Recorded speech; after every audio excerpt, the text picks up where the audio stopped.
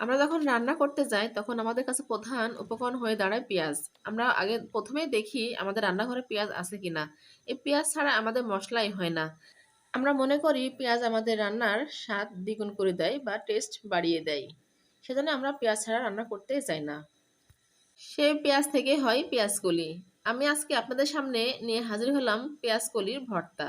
আমি এই পেঁয়াজকলির ভর্তাটা কিভাবে তৈরি করব সেটা আপনাদের সঙ্গে শেয়ার করব। আসসালামু আলাইকুম। সাদিকা সারা কুকিং থেকে আপনাদের সবাইকে স্বাগতম। তাহলে বন্ধু যাওয়া যাক। প্রথমে আমি পেঁয়াজকলিটা ভালোভাবে কেটে নেব। দেখেন আমি কতগুলো পেঁয়াজকলি নিয়েছি। আমি পেঁয়াজকলিগুলো ছোট ছোট করে কেটে নেব। আমি অনেকগুলো হাতের মধ্যে নিয়ে পেঁয়াজকলি ছোট ছোট করে কেটে নিচ্ছি। ঠিক এভাবে আমি সবগুলো পেঁয়াজকলি কেটে নেব। আমার সবগুলো পেঁয়াজকলি কাটা হয়ে গেছে। দেখেন কতগুলো হয়েছে। ঠিক এভাবে আমি সবগুলো কেটে নিলাম। এবার আমি পেঁয়াজকলিগুলো ভালোভাবে ধুয়ে নেব। তার আগে আমি দিয়ে দেব আলু। আমি 2টা আলু ঠিক এই সাইজে করে কেটে নিয়েছি। আলু দিয়ে আমি পেঁয়াজকলিটা ভালোভাবে ধুয়ে নিলাম। ঠিক এভাবে আমি ভালোভাবে কচলা কচলা ধুয়ে নেব। আমার ধোয়া হয়ে গেলে আমি একটা ছাঁকনির সাহায্যে ভালো করে ঢেলে নিলাম বা পানিগুলো ছড়াই নেব। ঠিক এভাবে আমি আবারও ভালোভাবে ধুয়ে নিয়ে পানিগুলো ছড়াই নেব। আমার পেঁয়াজ কলিগুলো ধোয়া হয়ে গেছে। এবার আমি চলে যাব রান্না করতে। আমি প্রথমে চুলাতে এটা কড়াই বসিয়ে দিয়েছিলাম। তারপর আমি দিয়ে দিলাম পেঁয়াজ কলিগুলো ঢেলে দিলাম। এবার দিয়ে দেবো আমি টাকি মাছ। এই মাছগুলো আমি দিয়েই ভর্তা করব। তারপর দিয়ে দেবো আমি পেঁয়াজ, রসুন, আদা কুচি এবং মরিচ সবগুলো একসঙ্গে আমি দিয়ে দিলাম। তারপর দিয়ে দেবো আমি কাঁচা জিরা। তারপর দিয়ে দেবো স্বাদমতো লবণ, হলুদ গুঁড়া এবং ধনিয়া গুঁড়া।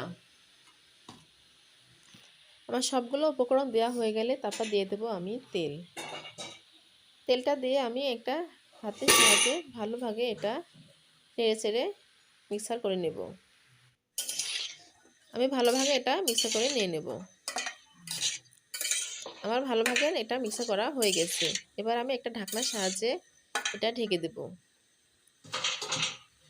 আমি পেঁয়াজকলিতে পানি দিলাম না, কারণ এটা পেঁয়াজকলি এমনি পানি বের হয়। এই পানি দিয়ে আমার ভালোভাবে সিদ্ধ হয়ে যাবে। আমি ঢাকনাটা আবার একটু উঠায় ভালোভাবে একটু নাড়াচাড়া দিলাম। নাড়াচাড়া হয়ে গেলে আমি আবারও একটা ঢাকনার সাহায্যে ভালোভাবে ঢেকে দেবো কিছুক্ষণের জন্য।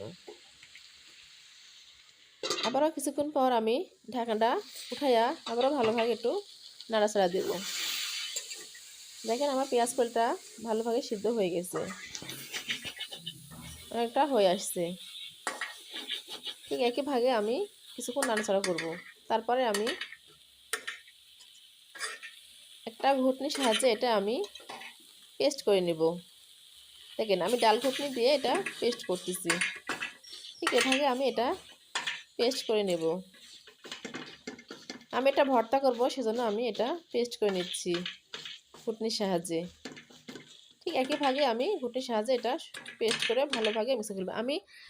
মাছটা আমি কাঁটাটা ছাড়লাম না, কারণ আমার মাছের সাইজটা ছোটো ছিল। আপনাদের মাছের সাইজটা যদি বড় হয় তাহলে কাঁটাটা ছাড়িয়ে নেবেন। আমি ঘুটনির সাহায্যে এটা করলাম।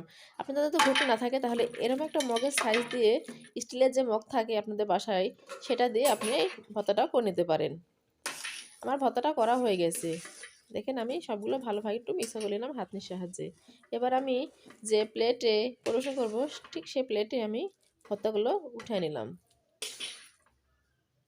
ঠিক একইভাবে আমি সবগুলো ভর্তা উঠায় নেব। আমার টাকি মাছ দিয়ে পেঁয়াজকলির ভর্তাটা হয়ে গেছে। এবার আমি পরিবেশন করলাম। আপনারা এভাবে ভর্তাটা বানিয়ে খেয়ে দেখবেন। আশা করি আপনাদের অনেক অনেক ভালো লাগবে।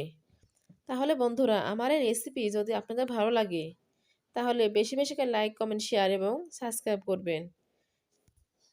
সবাই সুস্থ থাকবেন, ভালো থাকবেন। সবাইকে ধন্যবাদ। আল্লাহ হাফেজ।